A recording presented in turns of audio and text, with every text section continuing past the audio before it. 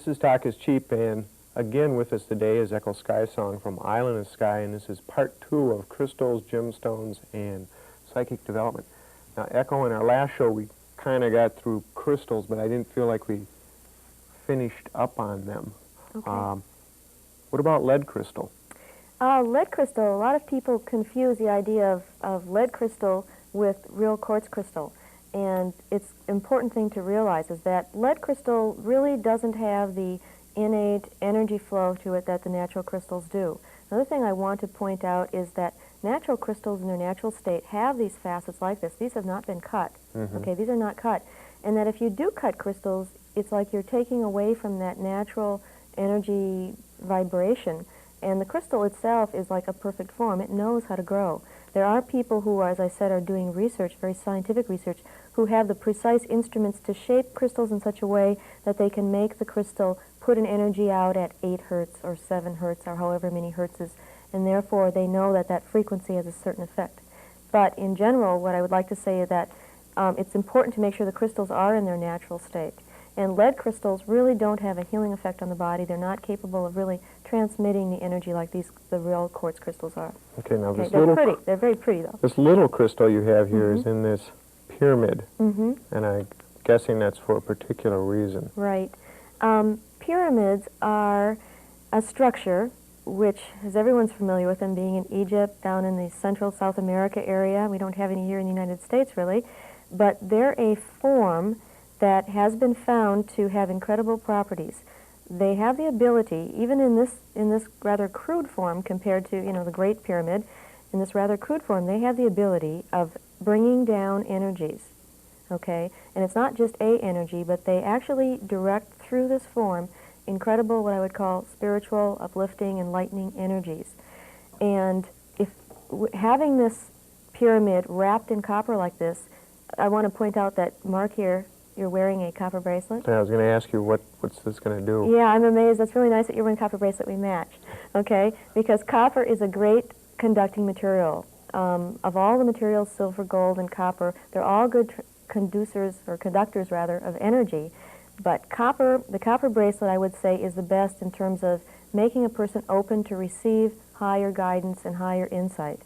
All right? So when you're wrapping this pyramid in copper, it's keeping the energy flow going, and it's keeping that conductivity. And so when the energies do come in, they really focus down here. And even though we only have one pyramid structure here, actually with any pyramid structure, there's a pyramid below it, just the opposite, like this. So even though we only see this in the physical, by just having this here, there's actually one that's also pointing downward. Now, one thing I want to point out that's really kind of neat is a friend of mine, Marcia Spiegel, and myself, we have become business partners to take people on some spiritual growth journeys. We're taking a group of people to the Yucatan, coming up just in a very short while here. And the importance of that, it relates to crystals. And I've got a little picture here of the little Isla Mujeres island where we're going to off Cancun. And from here we're going to be going to Chichen Itza, which is a pyramid, and it's been considered by many peoples to be like a sacred spot. And what happens on the equinoxes or during any of the solstices is that actually it's like the heavens opening up and all of these divine healing energies becoming more accessible to us. So if you journey to any sacred space or sacred spot during those times of the year, you are more open and attuned, the earth is more open and attuned. And we're going to be going to an area where there are pyramids. As I said, those energies are very intense and very powerful, and the focus of the trip, with that in mind, is allowing each individual to get in touch more with their spiritual self, to go through whatever initiations, spiritual initiations they need, and for us as a group of people to be bringing love and light and healing to our whole planet. And the reason why I want to mention that and how that ties into crystals is because my feeling is that what we as individuals are here to do is to uplift ourselves, bring healing to ourselves and our planet. And we're going to be literally taking crystals with us, little seed crystals smaller than this, and we're going to be filling them up with love and light and healing and planting them throughout the Yucatan as we go. And if you think of everybody in this world taking a little crystal, projecting love and healing, cleansing for the environment into that little crystal, knowing that little crystal will amplify those thoughts, putting it someplace where you feel there needs to be healing, think of that incredible energy that's just out there, resonating and vibrating. And people will pick up on those thoughts and those feelings, and they'll be able to sense them, and there'll be more peace and harmony in the world. Now, when crystals are mined, are they in like big caves?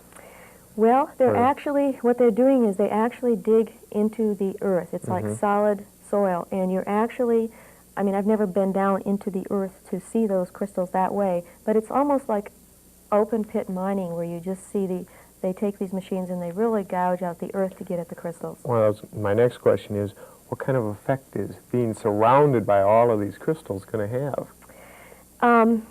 It's very powerful. It's real interesting. I've gone to people who have collections of crystals in their home who are gem and mineral dealers, and I go in there and I immediately feel the energy because I'm a healer and I can sense it very easily, and I say, do you feel this energy? I go, no. I go, really? I go, no.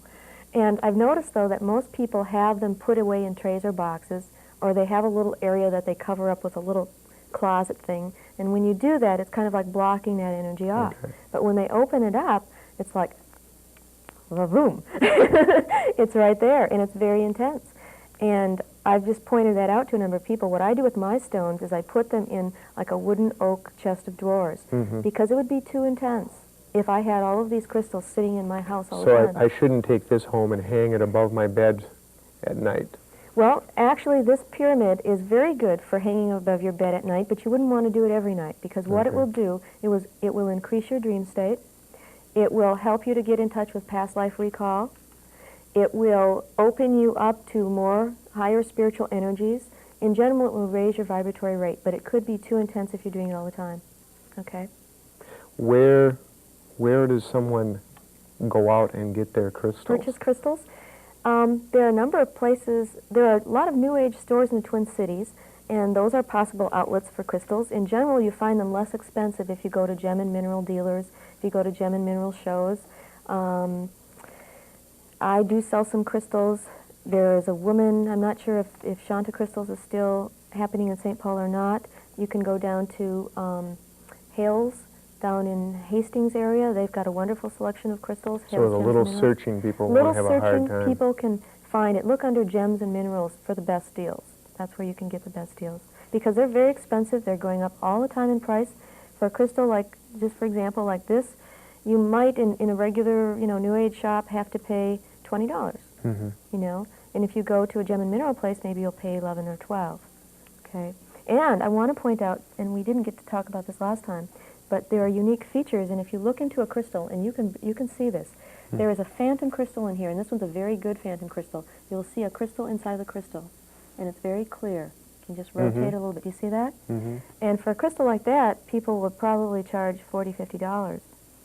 So when you get your crystal, make sure you look inside to see if you've got a little phantom. Now, is the phantom crystal going to do anything as far as healing, or is it just going to be worth more to a collector? Well, it's worth more to a collector. My sensation about a phantom crystal is that it helps a person's, it's like a crystal growing within a crystal. It helps a person's inner being to, it's almost like a rebirth.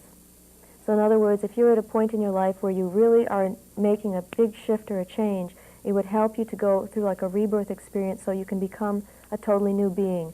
Say you've been stuck in having a very difficult time in your life, you've been alcoholic, you've been going through a terribly, incredible, difficult time. And I think that my feeling is that if you would work with a phantom crystal, it would help you to, look at that new inner form within your being that you can become. Okay? We're going to take a real short break, and then we'll be right back, and we'll talk some about gemstones.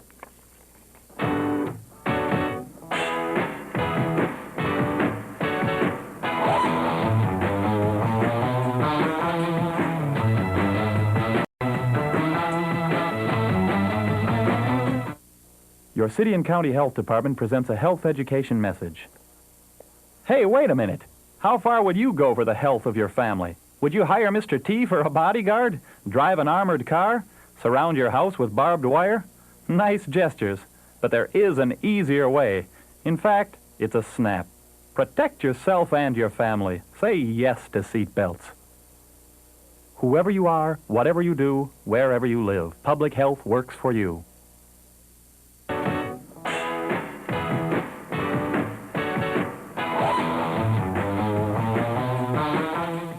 This is Talk is Cheap, and again, our guest today is Echo Skyesong from Island of Sky. We were talking about crystals, now we're going to talk some about gemstones. And I'm sure almost everyone has some piece of jewelry they wear. And from what I've learned already, it's going to have some sort of effect on them. That's right. If you go back, I mean, think of the Catholic Church, the bishop, and those people wear amethyst rings. And I always think that if you start looking at religious rituals, and if you really take them apart, there's a reason why people wear the things that they do. And if the church considered amethyst to have a powerful spiritual effect on their religious leaders, to me that's like, oh, okay, maybe we should look into this a little more. And if you look at the church, just for an example, in a lot of their different little staffs and all of those things, breastplates, if you go back to Egyptian times and other times, they were all these stones that they used, which together, the synergy of those stones brought through, they felt, a channeling of energies, a channeling of spiritual energies. And that's why religious people have always worn different gemstones, because they felt they bring through different forms of spiritual energy. And literally, each and every stone brings through a different energy. Now, I want to point something out here. Lapis lazuli, this is lapis lazuli, has long been a very popular stone. Many ancient peoples have tuned into this. Egyptians, Greeks. This is a very healing stone. It's a very protective stone. It's a very good stone, for example, to wear by your throat center, so it's very good that it's in a necklace. The color blue works a lot with healing the throat center. We talked about the chakra in an earlier program, the chakras, and each chakra is energized by a different color. And the throat chakra happens to be energized by blue energy. Okay? So this would be very good for anyone to wear who's sitting here on television talking about things. So it does it make a difference where you wear? Because you had mentioned a copper bracelet earlier. It does make a difference where you wear to some extent, but my feeling is that have you ever worn a ring for a long period of time and then taken it off, washed your hands, and put it back on, and it felt not quite right, and you put it back on the other way, and it was like right? Have you ever felt that sensation? Okay. What that is, that's tuning into the fact that there's a polarity with stones and with everything in our system, and if you put it on one way, it's different than if you put it on the other way, especially if you've worn it for a while. And the same thing is true with stones. They have different polarities, different energy vibrations, and whereas one day you may really feel like you need to wear your garnet earrings, another day it might be good for you to wear your lapis necklace. And in general, I would say you could tune into where to wear things on your body according to the colors of the chakras, or you could just go by your intuition. And I think the best thing for a person in general to do is to go by your intuition and then start taking some classes and learn more about the colors and what they mean and what the properties of the gemstones are in terms of healing. So when a gemstone is mined and changed in its form, like gold and silver and copper, that's not going to have an effect on it the same as crystals. Right. Crystals in and of themselves, the shape is so unique. The shape that nature designed with these crystals is one where they're transmitting energy in very clear and precise ways. They have this termination. I didn't mention, by the way, that there are crystals which are double terminated and transmit energy from both sides. Gemstones, on the other hand, it's more like the way we utilize gemstones is we cut them and we facet them. You can't really take this and wear this as an earring, you know. And you could take this and try to wrap copper around it. This is an amethyst point, and wear it as an earring, but it's rather bulky and it would look rather funny. Well, what about like a diamond? Diamonds are they put forth a very hard, clear energy. They're a lot like quartz in that they're capable, because of their clarity, they're capable of transmitting energy, of holding it, of sending it. Okay, they're very much like quartz, but they're harder than quartz crystal. So very few people can really wear diamonds forever in a good way, because think of all of the things that you're going through in your life and all of the negativity you're picking up and whatever it is. Think of all those traumas. So Liz Taylor shouldn't wear that enormous one that she has all the time. Probably not, and she should probably cleanse it every now and then really well, because they hold on to energy harder than any other stone. What about gemstones that are made into jewelry? Should you cleanse your rings and watches? And You definitely should. My feeling is you definitely should. If you're getting a rock or a stone from anywhere, that stone has a tendency to pick up, the vibrations of where it was at. People who I do psychic readings and channelings and that kind of thing, and if I would take your shoe or your bracelet and just hang on to it for a little while, I could tune in and start saying, well, I'm sensing this, I'm feeling this, and it's because that little bracelet has picked up your energy. That little bracelet has your is in your auric field, and all the things that have been going on with you is touching this bracelet and being changed, and I'm able to receive that energy through that. Mm-hmm. Now, how would some of the gemstones be used? You showed in our first show, at least on me, Mm-hmm. with the crystal that, I mean, I could actually feel Mm-hmm. its effect. I don't know what it did to me, but I could feel it. Right. Are any of these stones have similar properties? These stones, anything that's very clear, let's see, if I have a calcite here. I don't have a calcite here, but a calcite looks a little bit like this, only it's clear. And the calcite would do a lot of what like the quartz would do because of its clarity. But other than that, most of these stones are very unique. The amethyst, what you do is you look at the structure, you look at its feeling, you look at the color, and you also have to tune into its inner nature. So what a lot of people in general do is they take a stone, and how all this information is being put forth in books is that a lot of it is information that's coming through people's minds. They hold the stone and they go, okay, what is this stone good for? What would this stone help me to do? And then from tuning into that, they utilize this stone on some person's body for that, and they get feedback or verification that, yes, indeed, this stone is good for this. Mm-hmm. So it's kind of a process of tuning in, listening to your inner self, trusting that, and then using it for that purpose and seeing if it indeed does help. Now, when I was a kid, I was told you're supposed to find little round stones or smooth stones, and they called them worry stones. Mm-hmm. And you'd hold them and rub them. Mm-hmm. But You that know, was about as far as the That's- explanation went with... Uh-huh. I feel that any stone or any rock, this is my sensation, any stone or any rock has an energy about it and has a life about it. I feel that everything in the universe has an energy or has a life to it, and it's alive. Really, it's alive in one sense or another. And I think that this little stone right here, this little rock, is here to teach us just that. This little rock is called oconite. And as you can see, it's very delicate and gentle, and it looks like a little rabbit, furry It's fuzzball. soft to the touch. It's very soft to the touch. And to think of the fact that there's a little stone out there that's so soft, that's so almost like alive, a living little creature, I feel that this stone is here to really tell us that these stones need softness, they need tenderness, they need care, they need gentle touching, and that they have feelings and sensations. Okay? Now, you have a couple of shells here. Mm-hmm. What do shells Yeah, do? what do shells do? I mean, I always thought of them as protections for the mussels or clams that lived in them. That's a very interesting thing to bring up. I've never looked at it that way. Shells are something that, traditionally people like to wear, beaded little shells. My feeling is that shells are of the water element. They're very soft. They break very easily. My feeling is that they would bring a lot of soothing, calming, kind of watery energy to the body. My feeling is that they would also help a person to, get in touch with the inner depths of themselves.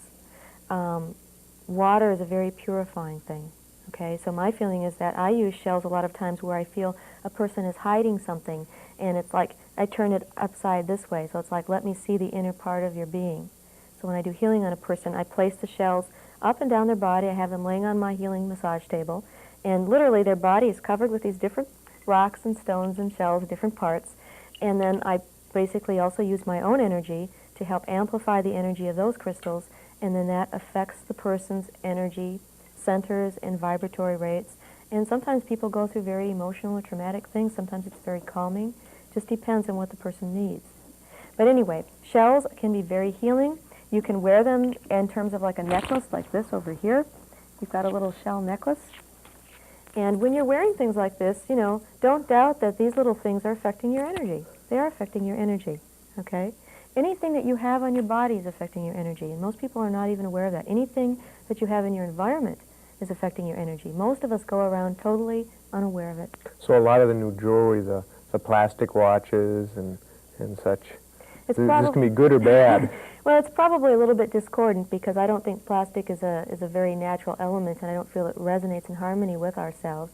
But if you have a high vibratory rate, if you have a good sense of health and well-being, the plastic's probably not going to bring you down all that much. On the other hand, if you're a person who's going through health problems, you'd probably want to try to put yourself in an environment that's going to be bringing more healing things to you, and wear more natural jewelry that can enhance your life energy, because all of these stones will enhance your life energy.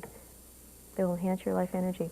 Okay, now you've mentioned in both shows taking some classes. You teach some classes. Why don't you tell us real quickly before we end a little bit about Open U and your classes? Okay, I teach classes through Open U on crystals and gemstones and psychic development, and I also teach classes in the Stillwater area on the same thing and on channeling and spiritual growth.